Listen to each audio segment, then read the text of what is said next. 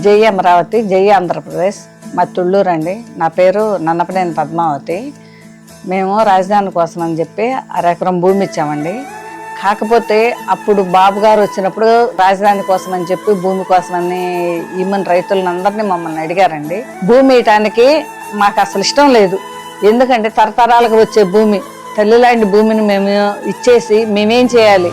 కాదమ్మా, మన రాష్ట్రానికి రాజధాని లేదు, మనం హైదరాబాద్ నుంచి విడిపోయాము, మనకు రాజధాని ఎంతో అవసరము. అప్పుడు చంద్రబాబు నాయుడు గారు బస్సులో ఉండి పరిపాలన చేశారండి.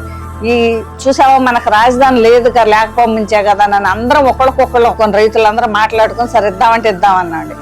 అది అందరూ మాట్లాడుకొని భూములు ఇచ్చేటప్పటికే సంవత్సరంన్నర టైం అయిపోయిందండి. ఈలోపు వైసీపీ వాళ్ళు కోర్టులకు వేశారండి. అంత భూమి తీసుకుంటున్నారు, ఎంత భూమి తీసుకుంటున్నారు, తీసుకోవటానికి లేదని. ఈ భూమి సేకరణ అయిపోయి రాజధాని కట్టడానికి మొదలు పెట్టేటప్పటికి 2 సంవత్సరాలన్నర టైం అయిపోయిందండి. ఆ 2 సంవత్సరాలన్నరలో ఈ కొంచెం రోడ్లు వేసుకుంటా ఈ బిల్డింగులు, క్వార్టర్స్లు ఇవన్నీ మొదలు పెట్టారండి. అప్పటికి టైం అయిపోయింది. వైసీపీ నాయకులు జగన్మోహన్ రెడ్డి ఓట్లు అడుక్కోవటానికి వచ్చి, అమ్మా నేనున్నాను, మీకెక్కడికి రాజధాని బాదు, ఒకవేళ బాబు గారు రాకపోతే రాజధాని తీసేస్తానని అనుకుంటారేమో, చంద్రబాబు నాయుడు గారికి ఇక్కడ ఇల్లు లేదు, నేను ఇక్కడే ఉండవల్లిలో ఇల్లు కట్టుకున్నా అని చెప్పాడండి. బాబు గారు ఇచ్చేదానికంటే ప్యాకేజీ మీకు ఎక్కువ ఇస్తానని చెప్పారండి. ఆయన గెలిచిన తర్వాత 4 నెలలకే 3 రాజధానులను ప్రకటించాడండి. సౌత్ ఆఫ్రికా లాంటి దేశం చూస్తే దానికి 3 క్యాపిటల్స్ ఉన్నాయి. బహుశా ఆంధ్ర రాష్ట్రానికి 3 క్యాపిటల్ వస్తాయేమో.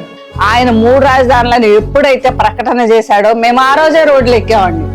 ఆ రోజే రోడ్లెక్కి అసలు ఆ రోజు చెప్పిన మాట ఏంటి సార్, మీరు ఇదేందని మేము అడగటానికి ఆయన దగ్గరికి వెళ్తే మాకు అసలు పర్మిషన్ ఇవ్వలేదండి. ఇలా జరుగుతుంటే మేము శిబిరాలు వేసుకొని రోడ్ల మీద టెంట్లు వేసుకొని కూర్చుంటే కనీసం రోడ్ల మీద కూడా కూర్చొని లేదండి పోలీసులు.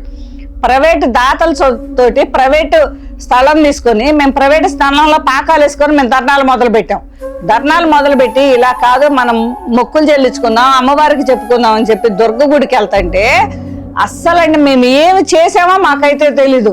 ఆ దానికి కూడా కనీసం గుడికి కూడా పోవటానికి ఆంక్షలండి. మేము కంటి నిండా నిద్రపోయి కడుపు నిండా తిండి తిని 4 సంవత్సరాలు అవుతుందండి. మా బాధ మేము ఎవరు చెప్పుకోవాలి? మేము దొరకకుడికి వెళ్తుంటే జుట్టు పట్టుకొని మమ్మల్ని కింద పడేసి ఏడ్చి లంచామండలారా మీరు ఎంత తీసుకొని వచ్చారు? 500 తీసుకున్నాం.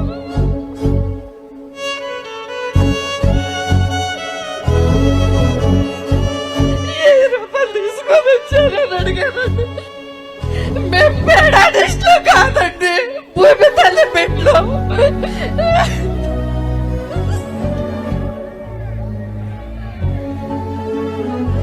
మేము రాష్ట్రానికి భూములు ఇచ్చాగానండి.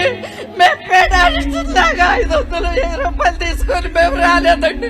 4 సంవత్సరాలు మేము ధర్నాలు చేసినా కూడా మేము శాంతియుతంగా మేము ధర్నాలు చేసాం. మేము జైలు బరో కార్యక్రమానికి మేము వెళ్తే జుట్టు పట్టుకొని ఈడ్చి నడు రోడ్ల మీద పడేసి బ్లేడ్లతో చేతులు పెట్టి బ్లేడ్లతో కోసారండి. గాయాలు ఇప్పటికీ ఉన్నాయండి నాకు, చేతులు బ్లేడ్లతో కోసిన గాయాలు.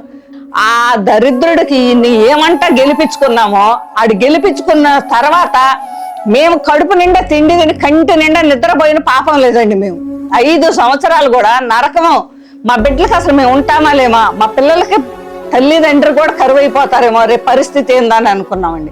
ఇప్పుడు ఒకటే మాట చెప్తున్నామండి, మాకు ఇప్పుడు కూట ప్రభుత్వం వచ్చిన తర్వాత మాకు ఒక భరోసా, ఒక నమ్మకం అనేది ఏర్పడిందండి. మోడీ గారు రేపు ఇక్కడికి వచ్చినప్పుడు, బాబు గారు, పవన్ కళ్యాణ్ గారు వీళ్ళందరూ మీటింగ్ పెట్టినప్పుడు ఆయన మాకు ఏదో ఒకటి, అమ్మ నేనున్నాను, రాజధానికి నిధులు వస్తాయి, రాజధాని ఇక్కడే అమరావతి, దీన్ని మార్చడం ఎవరి వల్ల కాదు, నా ఫుల్ సపోర్ట్ ఉంటుంది అన్న ఒక మాట చెప్తారని మేము ఎదురు చూస్తున్నాం, మేము ఆశిస్తున్నామండి.